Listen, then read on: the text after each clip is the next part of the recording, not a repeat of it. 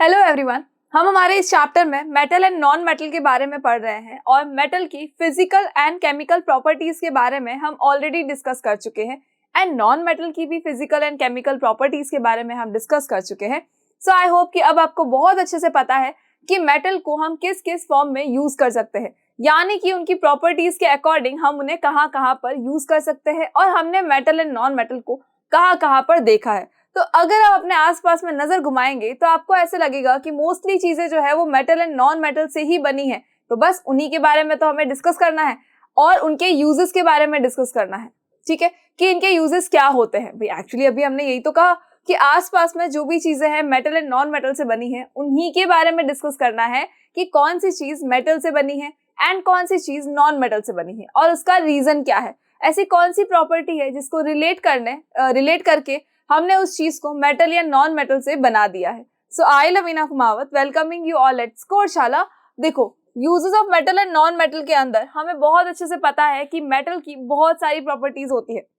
अगर हम chemical properties को नहीं देखें और सिर्फ फिजिकल प्रॉपर्टीज को देखें तब भी हमारे पास बहुत सारी ऐसी प्रॉपर्टीज है जिसकी वजह से हम मेटल को बहुत जगह पर यूज कर सकते हैं। तो देखो, फर्स्ट हमने प्रॉपर्टी कौन सी पढ़ी थी? तो हमने प्रॉपर्टी पढ़ी थी एक की हार्ड होता है मेटल। मेटल कैसा होता है? हार्ड होता है। और हार्ड है इसका मतलब क्या होगा? अगर आप इसको हैमर से मारते हो तो ये पीसेस में कन्वर्ट नहीं होगा, इवन ये एक थिन शीट में कन्वर्ट हो जाएगा। तो इस थिन शीट में कन्वर्ट होने की प्रॉपर्टी को हम क्या कहते हैं? हम इसे कहते हैं मेलिएबल। यानी कि जो भी ऐसा मेटल है जो कि पर्टिकुलर किसी शीट में कन्वर्ट हो सकता है किसी हैमर से मारने के बाद में, तो उसे हम क्या कहेंगे कि that is malleable. Fine. Next आता है डक्टाइल, कि कोई भी मेटल जो होता है वो डक्टाइल होता है। मोस्टली मेटल जो होते हैं वो डक्टाइल होते हैं। अब ये जो डक्टिलिटी है इनकी, इसका मतलब क्या होता है? डक्टाइल का मतलब क्या होता है? तो डक्टाइल का मतलब होता है कि मेटल्स जो है उनको हम एक थिन वायर के अंदर भी कन्वर्ट कर सकते हैं। आपने देखा होगा कॉपर वायर को, तो बिल्कुल भूल नहीं सकते हम। सो मेटल्स जो है वो किस में कन्वर्ट हो सकते हैं? थिन वायर में कन्वर्ट हो सकते हैं। दैट इज वाई उनकी प्रॉपर्टी कौन सी होती है? डक्टिलिटी वाली प्रॉपर्टी होती है और उनको हम क्या कहते हैं कि मेटल्स आर डक्टाइल। एक और प्रॉपर्टी हमने क्या पढ़ी थी? एक हमने पढ़ा था सोनोरस के बारे में। सोनोरस के बारे में पढ़ा था कि सोनोरसनेस नाम की प्रॉपर्टी होती है मेटल्स की। सोनोरस का मतलब क्या हुआ कि अगर हम कभी भी उन मेटल्स को किसी भी चीज से मारेंगे तो हमेशा एक कैसी आवाज आएगी? एक टन का साउंड आएगा। जब एक टन का साउंड आएगा तो वो क्या है? मेटल है।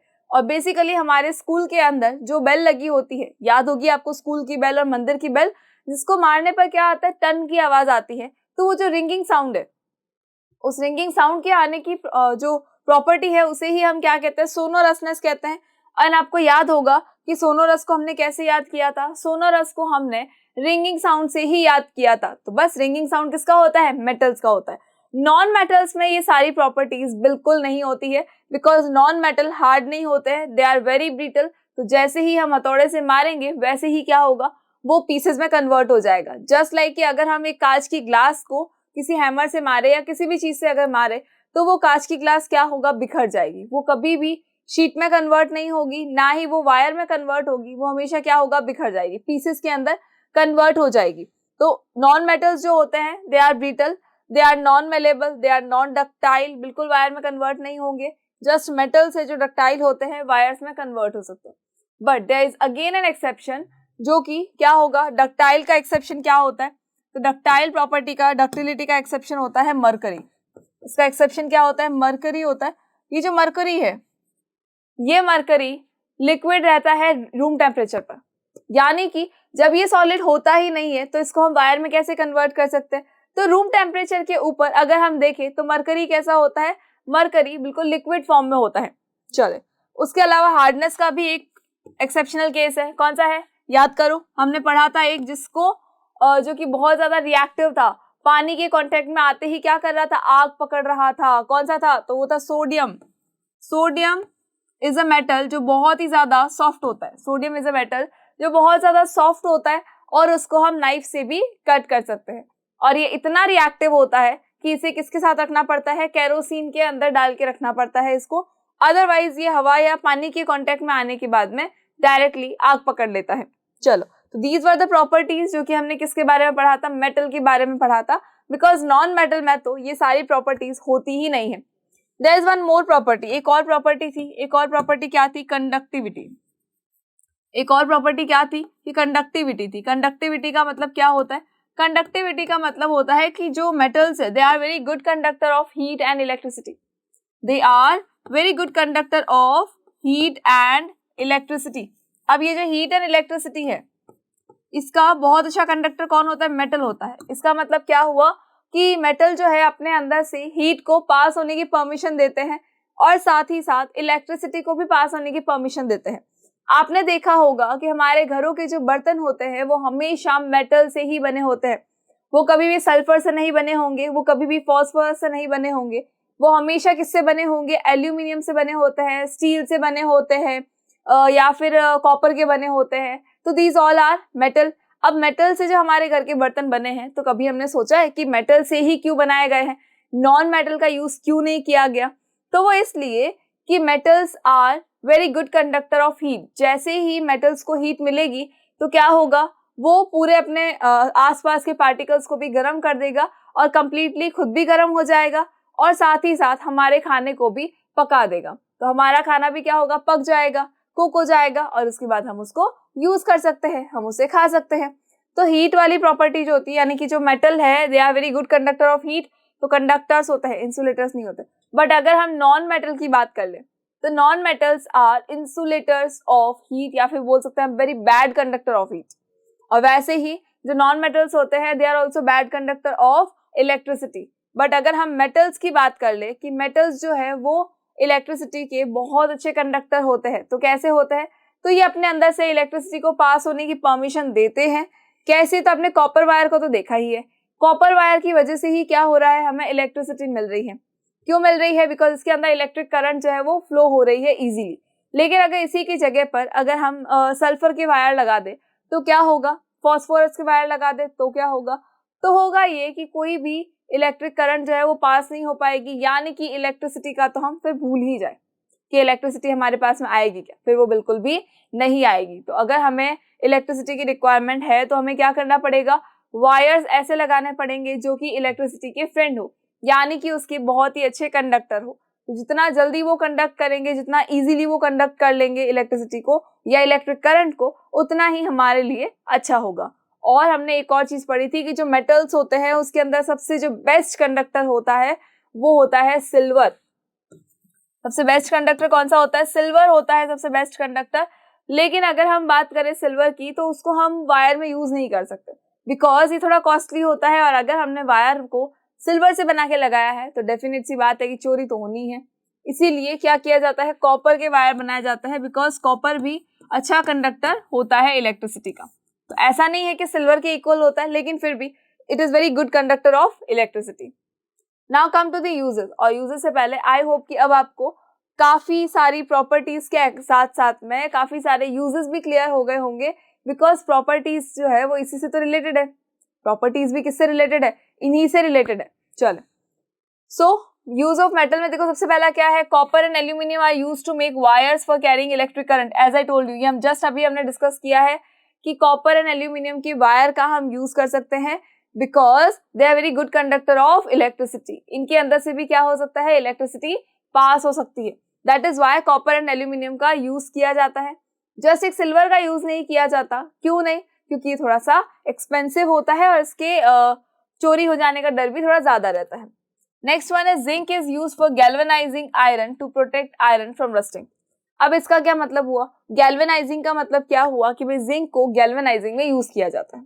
ठीक है, अब एक बहुत सिंपल सी चीज है कि जो आयरन होता है, आयरन जैसे हमारे घर में अगर देख ले हम तो आयरन के गेट बने होते हैं बड़े बड़े, या आयरन की कोई भी चीज है। इवन अगर हम हमारे घर के सिलेंडर्स को देखें तो जैसे ही आप सिलेंडर को काफी लॉन्ग पीरियड ऑफ टाइम के बाद में अपनी जगह से उठाते हो तो आप क्या देखते हो कि उसके नीचे जो है एक सर्कल बन चुका है।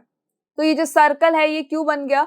बिकॉज आयरन में क्या हो गई है? रस्टिंग हो गई है। आयरन जो है वो रस्ट में धीरे धीरे कन्वर्ट होने लगा है। तो आयरन का रस्ट में कन्वर्ट होने का मतलब क्या हुआ? इसका मतलब ये हुआ कि वो आयरन जो है वो खराब हो रहा है। अब वो खराब कैसे हो रहा है? तो बेसिकली आयरन जब एयर और मॉइस्ट एयर के कांटेक्ट में आता है, एयर और मॉइस्ट एयर मतलब नॉर्मल एयर के कांटेक्ट में आएगा यानी कि उसको ऑक्सीजन मिलेगा, और मॉइस्ट एयर के कांटेक्ट में आएगा इसका मतलब है कि वाटर वेपर भी मिलेगा।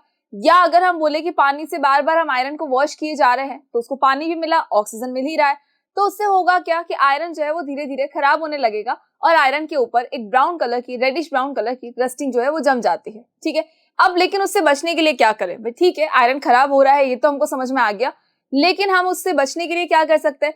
तो उससे बचने के लिए किया जाता है गैल्वेनाइजेशन। आयरन को रस्टिंग से बचाने के लिए या उसको खराब ना हो उससे बचाने के लिए क्या किया जाता है? गैल्वेनाइजेशन किया जाता है। और उस गैल्वेनाइजेशन के प्रोसेस में क्या करेंगे? उस गैल्वेनाइजेशन के प्रोसेस में जिंक की एक लेयर जो है वो आयरन के ऊपर चढ़ा दी जाती है। अब आपने बेसिकली देखा होगा कि अपने घर के जो बहुत बड़े बड़े जो गेट होते हैं जो कि आयरन के बने होते हैं, उनके ऊपर एक कलर पेंट किया जाता है। कोई भी कलर जो वो पेंट कर दिया जाता है। जब तक वो पेंट रहेगा तब तक तो कोई प्रॉब्लम नहीं है, लेकिन जैसे ही क्या होगा उसके ऊपर से वो पेंट हट जाएगा वैसे ही वो आयरन जो है वो रस्ट में कन्वर्ट होने लग जाएगा, आयरन की रस्टिंग हो जाएगी और वो आयरन खराब हो जाएगा, यानी वो गेट खराब हो जाएगा।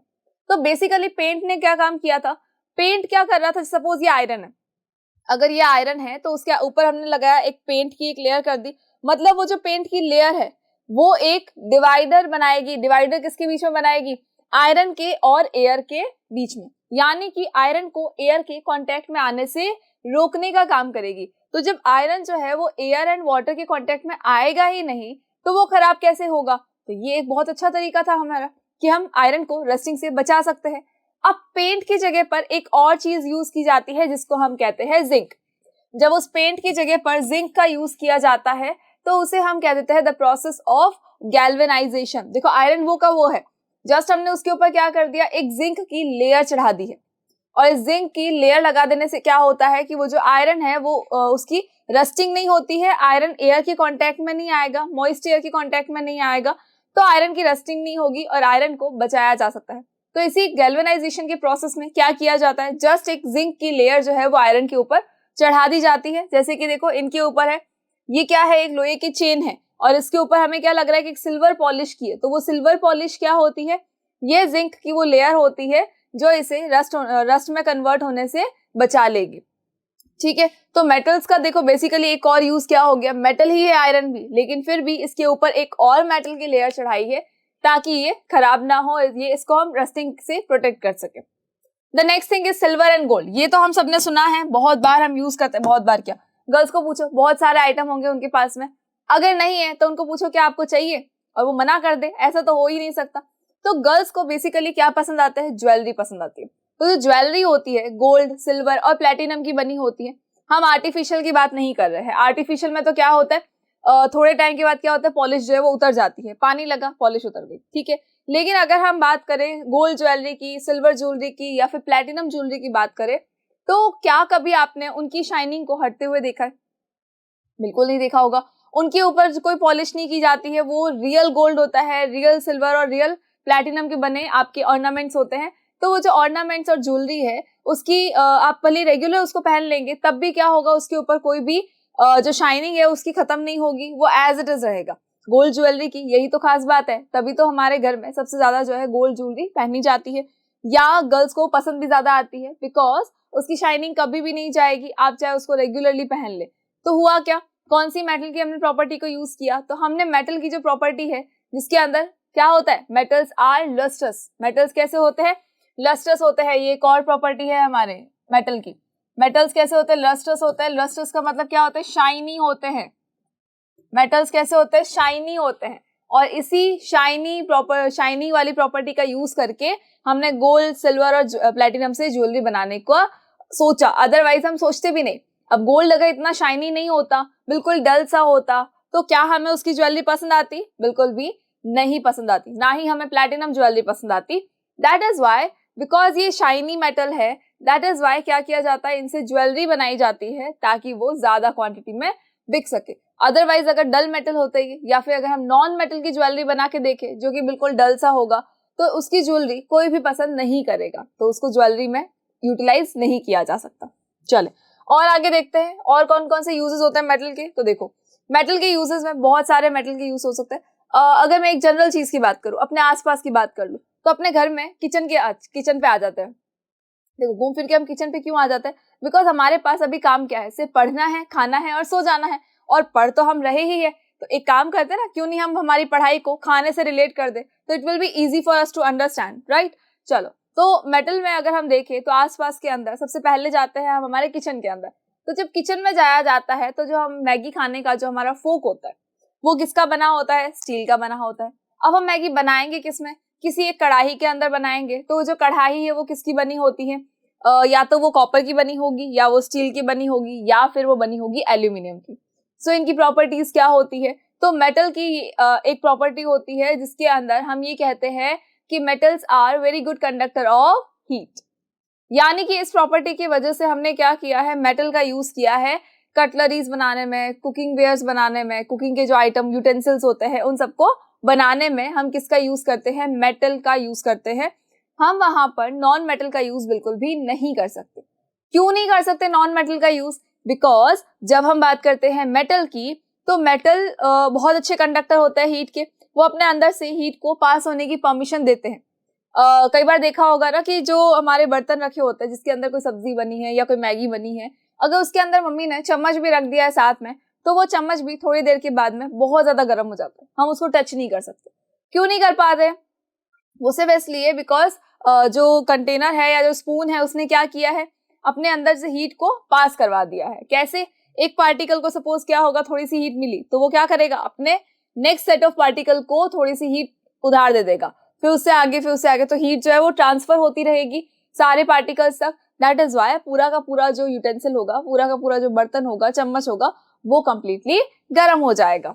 चले, तो इसी का यूज हम करते हैं, और हमारे कुकवेयर्स के अंदर हम सबसे पहले किसका यूज करेंगे, मेटल्स का यूज करते हैं। हम नॉन मेटल का यूज कभी भी नहीं करते हैं। अगर सपोज हमने क्या किया, एक वुड का कोई कंटेनर बना दिया और अब हम बोल रहे उसके अंदर हम खाना पका रहे हैं, कब तक पकाओगे भैया, वो तो पकेगा ही नहीं। चलो, मेटल के यूज में देखो क्या होता है, ये रस्ट नहीं होता है मेटल, दैट इज व्हाई हम किसका यूज कर सकते हैं, कहाँ इसका यूज कर सकते हैं, केमिकल प्लांट्स में यूज किया जा सकता है, जहां पर ये मशीनरी होती है वहां पर यूज कर सकते हैं हम इसको। उसके अलावा देखो कटलरी में यूज किया जाता है, कटलरी मतलब जो स्टील की बनी होती है कटलरीज हमारी।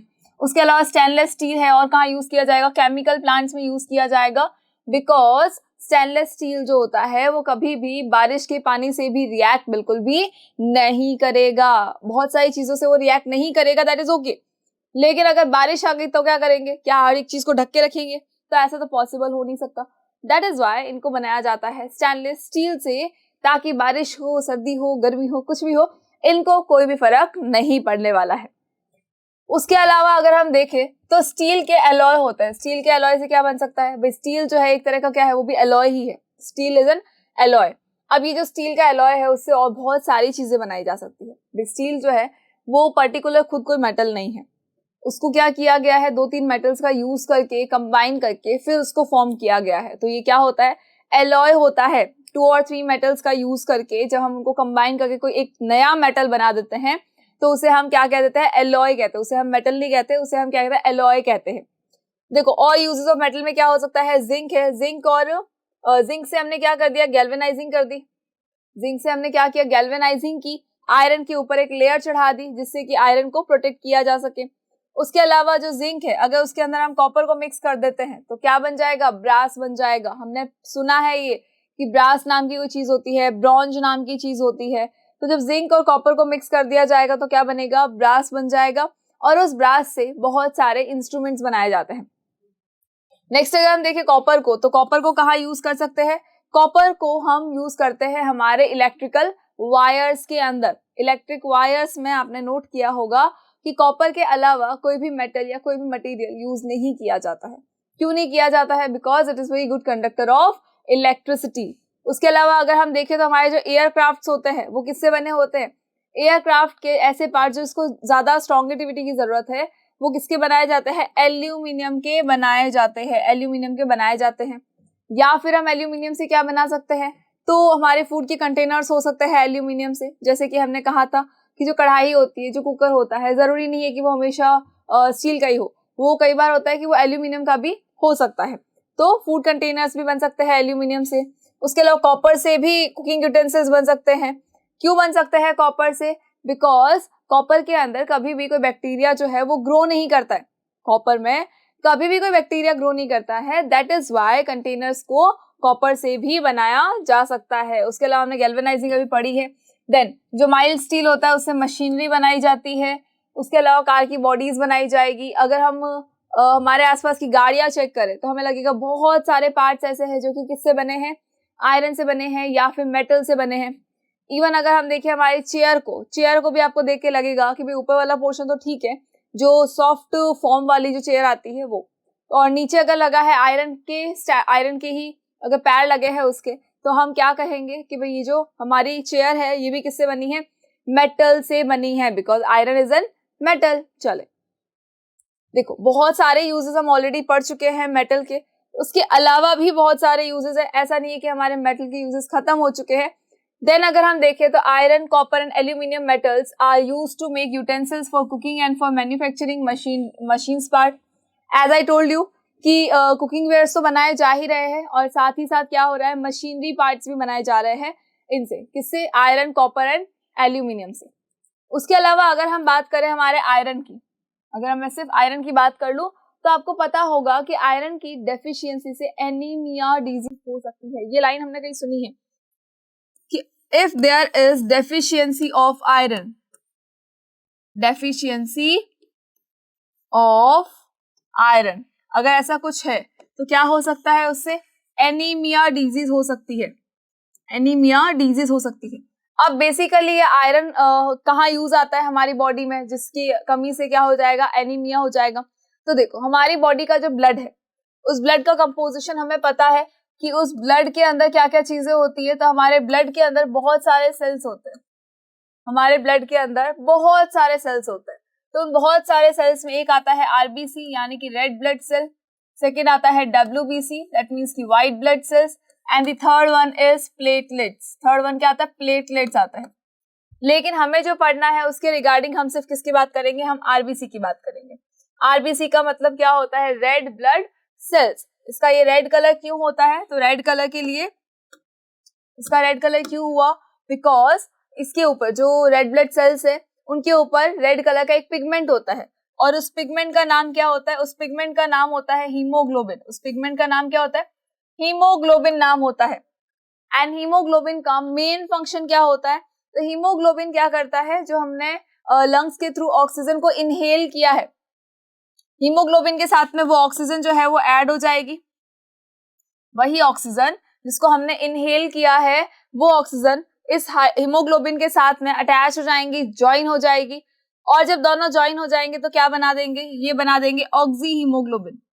क्या बनाएंगे ये बनाएंगे ऑक्सी हीमोग्लोबिन।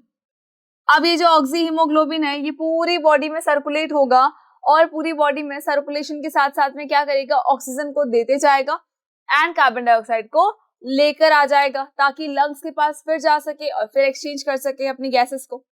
तो ये जो हीमोग्लोबिन है इसको बनाने का काम कौन करता है, भाई हीमोग्लोबिन का ये तो समझ में आ गया कि ऑक्सीजन का कैरियर है ये हीमोग्लोबिन, लेकिन ये जो हीमोग्लोबिन है इसको बनाने का काम कौन करता है, आयरन करता है। हीमोग्लोबिन को बनाने का काम कौन करेगा, आयरन करेगा। अगर आयरन की डेफिशिएंसी हो जाती है इसका मतलब और किसकी डेफिशिएंसी होगी, हीमोग्लोबिन की डेफिशिएंसी हो जाएगी। अगर आयरन की डेफिशिएंसी होती है इसका मतलब है कि और हो जाएगी हीमोग्लोबिन की डेफिशिएंसी, और जब हीमोग्लोबिन की डेफिशिएंसी होगी तो हमारे ऑक्सीजन को पूरी बॉडी में सर्कुलेट करने वाला क्या हो जाएगा, कम हो जाएगा। और जब पूरी बॉडी के अंदर ऑक्सीजन जो है वो सर्कुलेट नहीं होगी तो फिर हमें एनर्जी कैसे मिलेगी, इसका मतलब तो बहुत ज्यादा गड़बड़ हो जाएगी, बिल्कुल हो जाएगी। दैट इज वाई जो आयरन है, देखो आयरन कहाँ पे यूज आया, उल्टा हमारी बॉडी में जाने के लिए भी यूज आया। आपने देखा होगा, कई बार आप लोग देखते होंगे कि घरों के अंदर बेसिकली आयरन के यूटेंसिल्स यूज किए जाते हैं, और कहा जाता है कि खाना जो है आयरन के यूटेंसिल्स में ही बना के खाओ, ताकि आपकी जो बॉडी है उसके अंदर आयरन की डेफिशिएंसी ना हो। बिकॉज आयरन की डेफिशिएंसी से क्या होगा, हीमोग्लोबिन की डेफिशिएंसी हो जाएगी, और हीमोग्लोबिन की डेफिशिएंसी की वजह से एनर्जी का भी लॉस होगा, एनर्जी भी बिल्कुल कम हो जाएगी। दैट इज वाई हम कहते हैं कि एनीमिया हो चुका है। तो देखो हमारे लिए मेटल्स कितने ज्यादा इंपॉर्टेंट है, इवन ये हमारी बॉडी के लिए भी बहुत ज्यादा इंपॉर्टेंट है। चलो नेक्स्ट हम आते हैं मरकरी पर। Mercury is used in thermometers. Mercury को कहाँ यूज किया जाता है, थर्मोमीटर्स में यूज किया जाता है, और ये हमने पढ़ा है कि मरकरी जो है वो एक एक्सेप्शनल केस है। क्यों है, क्योंकि सारे ही जो मेटल होते हैं they are hard enough and they are ductile enough कि उनको हम वायर में कन्वर्ट कर सकते हैं। लेकिन जो मरकरी होता है वो बिल्कुल लिक्विड फॉर्म में होता है रूम टेम्परेचर पर, और जब वो लिक्विड फॉर्म में है तो हम उसको वायर में कैसे कन्वर्ट कर सकते हैं? पॉसिबल नहीं है। दैट इज वाई हम क्या कह रहे हैं कि मरकरी जो है वो थर्मोमीटर्स में यूज किया जाता है। जैसे ही उसको किसी पेशेंट के आर्म पिट पे या जीभ के नीचे लगाया जाएगा थर्मोमीटर को, तो उसमें से जो मरकरी होगा वो मेल्ट होकर आगे की तरफ आ जाएगा और वो क्या बताएगा? उस पर्टिकुलर पेशेंट की बॉडी का टेम्परेचर बताएगा। उसके अलावा आपको कुछ कुछ मुझे लग रहा है किसी को कुछ मिठाइयाँ याद आ रही होंगी, किसी को अपना टिफिन याद आ रहा होगा। क्यों? क्योंकि मेटल के यूजेस में एक और चीज हमने पढ़ी थी कि हम जो मेटल के यूजेस है उसके अंदर क्या पढ़ा था कि जो हमारे टिफिन होते हैं उन टिफिन के अंदर जो हमारी मम्मी पराठे डालती है या रोटी डालती है उसके ऊपर फॉइल पेपर लगाती है, और वो जो फॉइल पेपर है वो क्या है? वो मेटल का ही तो फॉर्म है। Aluminium is an metal. Aluminium क्या है? एक तरह का मेटल है। अब ये जो मेटल है इसको हम शीट में कन्वर्ट कर सकते हैं बिकॉज मेटल्स आर मिलेबल। मेटल्स जो होते हैं वो मिलेबल होते हैं, उनको हम शीट में कन्वर्ट कर सकते हैं, और उस शीट में कन्वर्ट हो जाने की वजह से ही उनको हम किस में यूज किया करते हैं? हमारे घर के पराठों में भी यूज किया जाता है। उसके अलावा अगर हम देखेंगे तो सिल्वर जो है वो भी एक मेटल है। सिल्वर को अगर हम बहुत ही ज्यादा प्रेशराइज करें तो वो एकदम थिन शीट में कन्वर्ट हो जाएगा, और वही थिन शीट जिसको कि हम खाते भी है, किसके साथ? मिठाइयों के साथ खाते हैं। जितने भी हमारे मिठाइयाँ आती है उसके ऊपर आपने देखा होगा सिल्वर कलर की बर्क लगी होती है। तो वो जो सिल्वर बर्क है वो क्या है? वो सिल्वर का ही तो फॉर्म है। सिल्वर को ही तो बिल्कुल फ्लैट करके फिर बनाया गया है। चले, तो उसको हम यूज भी कर सकते हैं।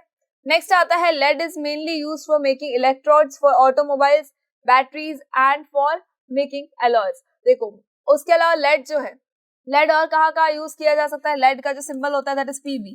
तो लेड को कहाँ यूज कर सकते हैं? ये यूज आता है बेसिकली इलेक्ट्रोड्स बनाने में। कहाँ पर? तो इलेक्ट्रोड्स किसके लिए बनेंगे? ऑटोमोबाइल के लिए, बैटरीज के लिए बनेंगे और एलॉय के लिए बन जाएंगे। तो लेड भी बहुत ज्यादा इंपॉर्टेंट होता है। There are so many metals जो कि आपके लिए रेगुलर लाइफ में भी बहुत ज्यादा इंपॉर्टेंट होते हैं, तो हम उनको इग्नोर बिल्कुल भी नहीं कर सकते। तो मेटल के यूजेस तो हमारे यहाँ पर कंप्लीट होते हैं। अब हम आते हैं नेक्स्ट हमारे नॉन मेटल्स पे कि नॉन मेटल के यूजेस क्या क्या हो सकते हैं। तो नॉन मेटल के अंदर अगर हम देखें तो वो तो बिल्कुल ब्रिटल है, बिल्कुल सॉफ्ट है, अगर हम हथौड़े से मारेंगे तो बिखर जाएगा। मिलेबल भी नहीं है, डक्टाइल भी नहीं है, सोनोरसनेस भी उसके अंदर नहीं है। उसके अलावा अगर हम देखें तो और भी बहुत सारी ऐसी प्रॉपर्टीज है जो उसके अंदर बिल्कुल भी नहीं है। अब जब उसके अंदर नहीं है, मतलब कंडक्टिविटी भी नहीं है, सोचो तो हम इनका यूज कहाँ कर सकते हैं? तो भी ऐसा नहीं है कि बिल्कुल इनके यूजेस नहीं है, बहुत ही सारे यूजेस है। तो वन बाय वन हम इन सबको डिस्कस करेंगे। The first one is hydrogen is used in manufacture of ammonia industrial chemicals. जो हाइड्रोजन होता है वो किस में यूज किया जाता है? वो अमोनिया को मैन्युफैक्चर करने में काम में आता है। मतलब कि फैक्ट्रीज के अंदर जो अमोनिया बनाया जाता है, जो फैक्ट्रीज के अंदर अमोनिया बनाया जाता है उसको किससे बनाया जाएगा? नॉन मेटल से, यानी कि हाइड्रोजन से ही बनाया जाएगा। उसके अलावा अगर हम देखें तो इंडस्ट्रियल केमिकल्स जो होते हैं वो भी किसकी वजह से बनाए जाएंगे? इंडस्ट्रियल केमिकल्स को बनाने के लिए भी हाइड्रोजन का ही यूज होगा। अच्छा, क्या हाइड्रोजन एक नॉन मेटल है? बिल्कुल, हाइड्रोजन एक नॉन मेटल है और इसके इतने सारे यूजेस तो हम अभी देख चुके हैं। उसके अलावा अगर हम देखें तो ऑक्सीजन भी हमारा नॉन मेटल होता है और नाइट्रोजन भी नॉन मेटल होता है। तो ये तो हमको पता ही है कि ऑक्सीजन के लिए ऑक्सीजन जो है उसके हम कहाँ पर यूज कर सकते हैं। तो सबसे पहली चीज जो आती है वो क्या आता है? रेस्पिरेशन। ऑक्सीजन को कहाँ यूज करोगे? रेस्पिरेशन में या फिर ब्रीदिंग करने में यूज करते हैं, चाहे वो प्लांट बॉडी है और चाहे वो एनिमल बॉडी है। चलो, next thing is liquid nitrogen का यूज कहाँ किया जाता है? तो ये रेफ्रिजरेंट में यूज किया जाता है। जब किसी पर्सन की डेथ हो जाती है और अगर वो पर्सन चाहता है कि नहीं, हमारी बॉडी जो है, मेरी बॉडी जो है पूरी डोनेट होनी चाहिए, या उनके अगर जो फैमिली मेंबर है अगर वो साइन कर देते हैं कि भाई नहीं, हम तो इस बॉडी को डोनेट कर सकते हैं, तो जो डोनेटिंग जो ऑर्गन्स होते हैं, जिन जिन ऑर्गन्स को किसी और के अंदर ट्रांसप्लांट किया जा सकता है, तो उन ऑर्गन्स का सिलेक्शन करने के बाद में जो डॉक्टर्स होते हैं वो क्या करते हैं? तो उन ऑर्गन्स को संभाल के रखना होता है, बहुत ज्यादा संभाल के रखना होता है, और एक पर्टिकुलर रूम टेम्परेचर होता है, उनका पर्टिकुलर एनवायरनमेंट होता है जहां पर हम इस टाइप के ऑर्गन्स को स्टोर कर सकते हैं। तो जहां पर ऑर्गन्स को स्टोर किया जाता है उसके अंदर क्या डाला जाता है? लिक्विड नाइट्रोजन डाला जाता है। लिक्विड नाइट्रोजन जो है वो बेसिकली रेफ्रिजरेंट में ही यूज किया जाता है। और अगर हम स्टोर करते हैं ह्यूमन ऑर्गन्स को, ठीक है, ह्यूमन ऑर्गन्स को अगर हमें स्टोर करना है तो वो बिल्कुल लो टेम्परेचर पर ही हो सकता है, हाई टेम्परेचर पर हम उनको बिल्कुल भी स्टोर नहीं कर सकते। जब हम बात करेंगे लो टेम्परेचर की तो ही क्या होगा, लिक्विड नाइट्रोजन के थ्रू हम सारे ऑर्गन्स को बिल्कुल स्टोर करके रख सकते हैं, और उसमें भी ज्यादा टाइम स्टोर नहीं करना है, बिल्कुल नहीं करना है। उसके अलावा अगर हम देखें तो उसके अलावा भी बहुत सारे नॉन मेटल ऐसे हैं जिनका की यूज किया जाता है। तो देखो, अगर हम बात करें सल्फर की, तो sulphur is use in manufacture of sulphuric acid, sulphur dioxide gas and sulphur drugs. Sulphur के ड्रग्स बनाने में, मतलब मेडिसिन में भी सल्फर का यूज किया जाता है। उसके अलावा सल्फ्यूरिक एसिड अगर बनाना है, H2SO4 बनाना है, तब भी किसका यूज किया जाएगा, सल्फर का यूज किया जाएगा। उसके अलावा अगर हम देखें तो सल्फर का यूज जो है वो वल्केनाइजेशन में किया जाता है, रबड़ के वल्केनाइजेशन में किया जाता है ताकि उसकी इलास्टिसिटी जो है वो बनी रहे। देन हम यूज करते हैं इसको गन पाउडर के अंदर। गन पाउडर में भी सल्फर का यूज किया जाता है। Do you know? चलो, नहीं पता था तो आज पता चल गया हमें कि गन पाउडर के अंदर भी किसका यूज किया जाता है, सल्फर का यूज किया जाता है। उसके अलावा अगर हम देखें नॉन मेटल्स, अगर हम हमारे आसपास में देखने की कोशिश करें तो आपको पता होगा कि जो डायमंड है वो भी क्या होगा, नॉन मेटल होता है। उसके अलावा जो ग्रेफाइट होता है, ओके ये नहीं है, डायमंड हम लिख देते हैं, चलो ये तो बाय मिस्टेक लगा दिया, कोई बात नहीं, ये लीजिए, डायमंड जो होता है वो नॉन मेटल होता है। उसके अलावा अगर हम बात करें ग्रेफाइट की, ग्रेफाइट क्या होता है, नॉन मेटल होता है। एंड आई डोंट थिंक कि आपको ये बताने की जरूरत है कि डायमंड के यूजेस कहाँ होते हैं और किस तरह से हम डायमंड को यूज करते हैं। देखो, डायमंड तो सबको बहुत पसंद होता है, ठीक है, तो ये तो हमको पता है।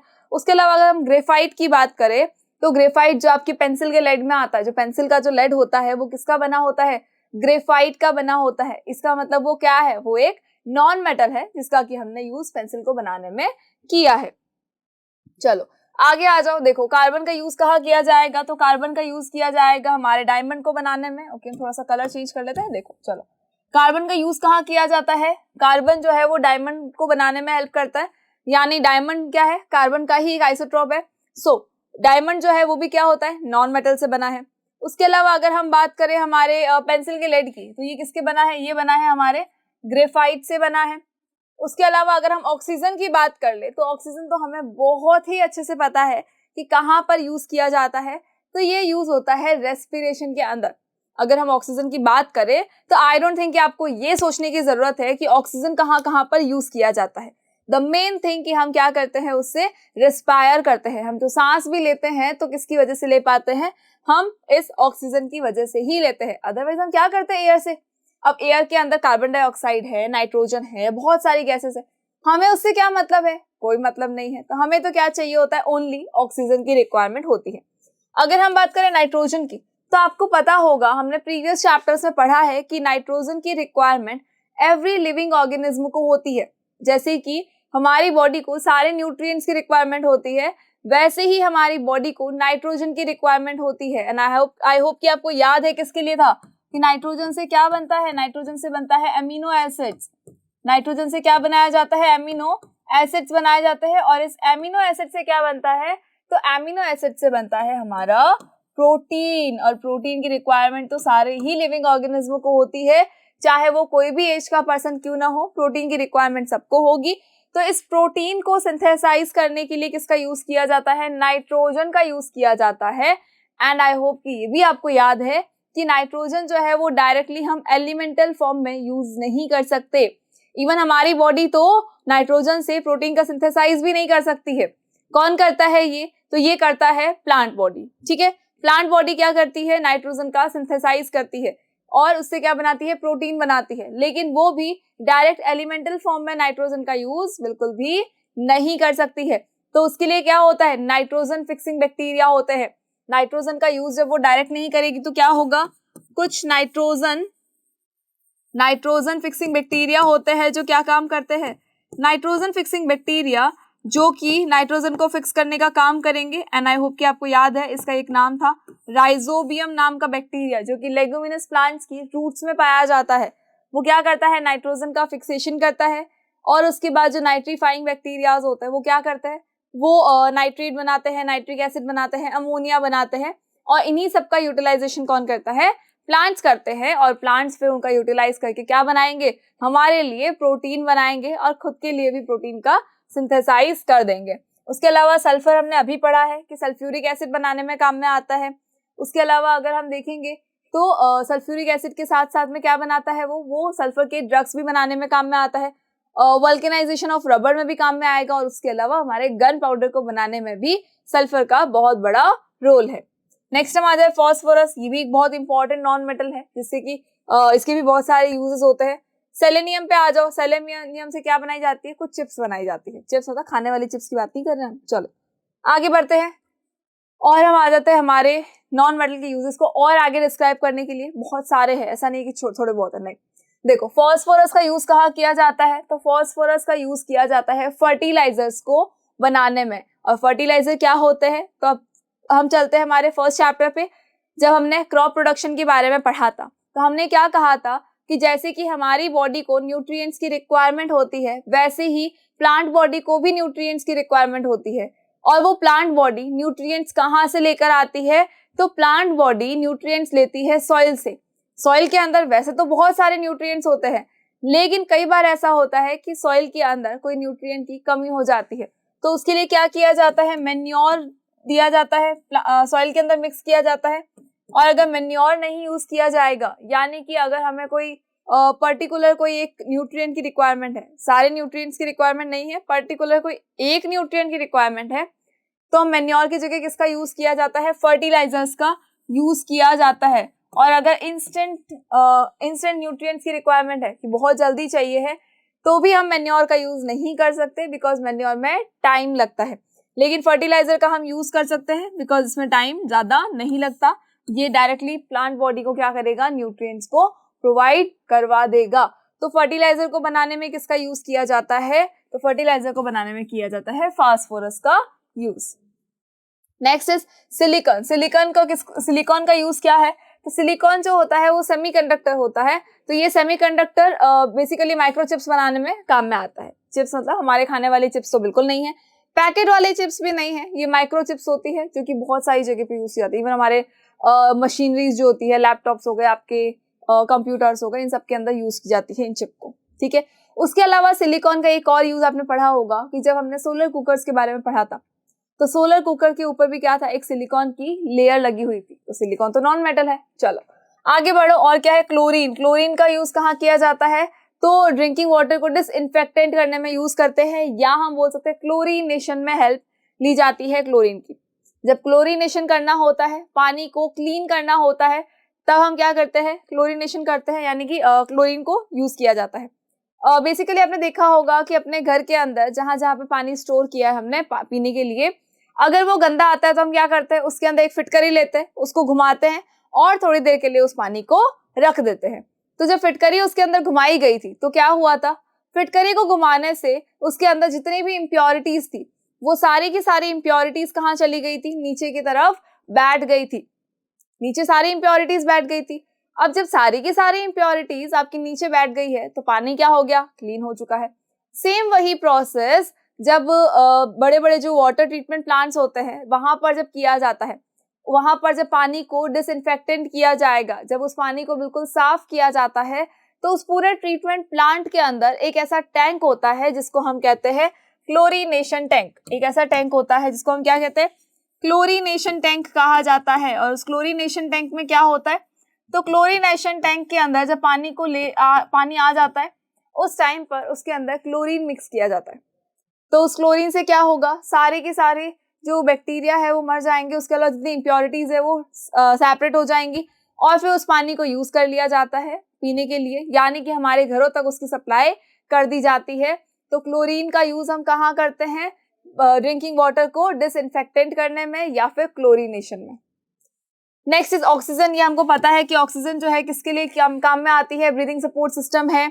इनहेलेशन के टाइम पर हम क्या करते हैं, ऑक्सीजन को यूटिलाइज कर लेते हैं, और जब एक्सहेल करते हैं तो एक्सहेलेशन के टाइम पे ऑक्सीजन नहीं होती है, क्या चीज एक्सहेल हो रही है, कार्बन डाइऑक्साइड हमारी एक्सहेल हो रही है, ठीक है। देखो हुआ क्या, जो ऑक्सीजन है वो कहाँ हमने यूज की, जब हम सांस ले रहे हैं, इनहेलेशन कर रहे हैं, तो जितनी एयर गई है उसमें से हमने क्या किया, ऑक्सीजन को यूटिलाइज कर लिया और बॉडी में से रिमूव क्या किया, बाकी सारी gases, carbon dioxide and other gases को रिमूव कर दिया, ठीक है। क्या प्लांट बॉडी को भी ऐसे ही ऑक्सीजन की रिक्वायरमेंट होती है, बिल्कुल होती है। अब अगर हम बात कर ले प्लांट बॉडी जब फोटोसिंथेसिस करती है तो क्या करेगी, ऑक्सीजन लेगी, कार्बन डाइऑक्साइड लेगी और ऑक्सीजन को रिलीज करेगी, ये हमको पता है। लेकिन अगर हम बात करें रात के टाइम की, जब फोटोसिंथेसिस नहीं होता है, जब प्लांट बॉडी फोटोसिंथेसिस बिल्कुल भी नहीं करती है, तब क्या होगा, तब होगा ये कि प्लांट बॉडी सिर्फ और सिर्फ रेस्पिरेशन करेगी, यानी कि ऑक्सीजन को तो लेगी, हमारी ही तरह किया उसने, ऑक्सीजन को ले लिया, इनहेल कर लिया, और जब एक्सहेल किया तो क्या किया, कार्बन डाइऑक्साइड को एक्सहेल किया। कब, नाइट टाइम के अंदर। जब नाइट टाइम के अंदर फोटोसिंथेसिस तो नहीं होगा, ओनली क्या होगा, ओनली होगा रेस्पिरेशन। तो उस टाइम पर क्या होगा, उस टाइम पर प्लांट बॉडी ने क्या किया, प्लांट बॉडी ने ऑक्सीजन को तो इन कर लिया एंड कार्बन डाइऑक्साइड को रिलीज कर दिया, जैसे कि हम करते हैं। इसीलिए कहा जाता है कि रात के टाइम पर प्लांट बॉडी के आसपास में नहीं सोना चाहिए, किसी भी पेड़ के नीचे नहीं सोना चाहिए, कहीं पर भी प्लांट्स के पास में नहीं सोना चाहिए। क्यों नहीं, बिकॉज आसपास की जो ऑक्सीजन होती है वो तो ये प्लांट्स ही एब्जॉर्ब कर लेते हैं, वो ट्रीज ही एब्जॉर्ब कर लेते हैं, तो हमारे लिए ऑक्सीजन नहीं बचेगी, तो फिर हम भी सर्वाइव थोड़ा सा मुश्किल से कर पाते हैं, या हमारी बॉडी में भी हमें सांस लेने में थोड़ी सी तकलीफ होने लगती है। इसीलिए कहा जाता है रात के टाइम पे पेड़ों के नीचे बिल्कुल भी नहीं सोना चाहिए। चलो नेक्स्ट आ जाता है हमारा नाइट्रोजन, जो कि बहुत ज्यादा यूजफुल होता है, यूजफुल एलिमेंट है प्लांट्स के लिए। अभी जो हमने कहा था कि नाइट्रोजन से क्या बनाया था, नाइट्रोजन से बना है एमिनो एसिड, नाइट्रोजन से क्या बना है, एमिनो एसिड बना है, और एमिनो एसिड से क्या बना है, एमिनो एसिड से बना है प्रोटीन, एमिनो एसिड से क्या बना है, प्रोटीन बना है। और इन सबसे क्या होगा, यही तो प्रोटीन हमें रिक्वायर्ड होता है, डायरेक्टली हम नाइट्रोजन का यूटिलाइजेशन नहीं कर सकते। That is why there are so many nitrogen fixing bacterias and nitrifying bacteria, जो कि नाइट्रोजन को उसके कंपाउंड्स में कन्वर्ट कर देते हैं और उसके बाद प्लांट बॉडी उनको यूटिलाइज कर लेती है। दैट इज वाई नाइट्रोजन जो है वो बहुत ही ज्यादा इंपॉर्टेंट होता है। अच्छा, नाइट्रोजन का एक और यूज होता है, क्या यूज होता है नाइट्रोजन का यूज, पैकेट फूड हमने देखे हैं, जो पैक्ड फूड आते हैं हमारे, लाइक हमारे चिप्स हो गए, कुरकुरे हो गए, बिस्किट्स हो गए, जो पैक्ड फूड आते हैं, जो इंस्टेंट फूड्स आते हैं हमारे, क्या कभी सोचा है कि वो खराब क्यों नहीं होते? सोचा तो होगा, बिल्कुल सोचा होगा कि जैसे ही हम उनको ओपन करके रख देते हैं तो थोड़े टाइम के बाद क्या होता है, उनका टेस्ट थोड़ा खराब होने लगता है और वो जल्दी खराब हो जाते हैं, खाने लायक नहीं रहते। लेकिन जब तक वो पैक्ड है तब तक तो वो नॉर्मल थे। क्या ऐसा हुआ था कल पैक किया आज हमने यूज कर लिया? बिल्कुल नहीं, ऐसा तो बिल्कुल नहीं हुआ था। तो क्या हुआ ये कि जो पैकेट होता है उन पैकेट्स के अंदर नाइट्रोजन गैस फिल्ड होती है। उन पैकेट्स में क्या होता है, नॉर्मल एयर नहीं फिल होती, जो इतने बड़े बड़े पैकेट्स आते हैं ना हमारे, जिसके अंदर बहुत थोड़ी सी चिप्स होती है, तो उन पैकेट्स के अंदर क्या होता है, नाइट्रोजन गैस भरी होती है, नॉर्मल एयर बिल्कुल भी नहीं होती है। तो जब उसके अंदर नाइट्रोजन गैस भरी है तो होगा क्या, होगा ये कि वो हमारे पैक्ड फूड को प्रोटेक्ट करने का काम करेगी, यानी कि हमारा पैक्ड फूड जो है वो खराब बिल्कुल भी नहीं होने वाला है। तो यहाँ पर भी हमारे कुरकुरे को और चिप्स को बचाने के लिए भी किसका यूज किया जाता है, नाइट्रोजन का यूज किया जाता है। और अभी जो हम सारे पढ़ रहे हैं ये सब क्या है, नॉन मेटल्स है जिनका हम यूज कर रहे हैं। नेक्स्ट जो है हमारा वो है आयोडीन। आयोडीन का यूज तो हमें पता है, क्यों पता है कि जब भी कोई घाव हो जाता है, जब भी हमें चोट लग जाती है और अगर कोई घाव हो चुका है तो वहां पर क्या किया जाता है, एक पर्पल कलर का कोई सोल्यूशन होता है, उससे उसको साफ किया जाता है। क्यों? ताकि बैक्टीरिया ना फैले, जर्म्स जो अंदर ना चले जाए, हमें इन्फेक्शन ना हो जाए। दैट इज वाई उसको क्या किया जाएगा, एक पर्पल कलर के सोल्यूशन से साफ किया जाएगा। और उस पर्पल कलर के सोल्यूशन को क्या कहते हैं, टिंचर आयोडीन कहा जाता है। टिंचर आयोडीन कहा जाता है। देखो आयरन अलग था, आयोडीन अलग है, ठीक है। तो टिंचर आयोडीन कहा जाता है और आयोडीन से ही बना होता है ये टिंचर आयोडीन। तो आयोडीन भी क्या है, एक तरह का हमारा आयोडीन है non metal. And even you know very well कि आयोडीन जो है हमारे नॉर्मल जो कॉमन सॉल्ट आता है ना, हमारा नमक जो आता है जिसके बिना हमारे खाने में स्वाद नहीं आता, उस नमक के अंदर भी ये आयोडीन प्रेजेंट होता है और ये हमारी बॉडी के लिए भी इम्पॉर्टेंट होता है। जैसे कि इसका यूज किया जा रहा है टिंचर आयोडीन में, वैसे ही हमारी बॉडी के अंदर नमक के साथ साथ में भी आयोडीन जो है हम यूज करते हैं। चलो, सो आई होप कि आपको क्लियर हो गए हैं कि मेटल एंड नॉन मेटल के यूजेस क्या होते हैं। तो यहाँ पर हमारा चैप्टर कंप्लीट होता है, यानी कि आपने अपने सिलेबस का 4th चैप्टर भी कंप्लीट कर लिया, बहुत ही सक्सेसफुली कंप्लीट किया है। एंड आई होप कि आपको अब काफी चीजें इसकी लर्न भी होगी। तो अब हम नेक्स्ट वीडियो में देखेंगे हमारे क्वेश्चन आंसर्स को। क्यों? ताकि हम चैप्टर को रिवाइज कर सके और एग्जाम के अंदर रटे ना हम उसको। चलिए, तब तक के लिए थैंक यू सो मच।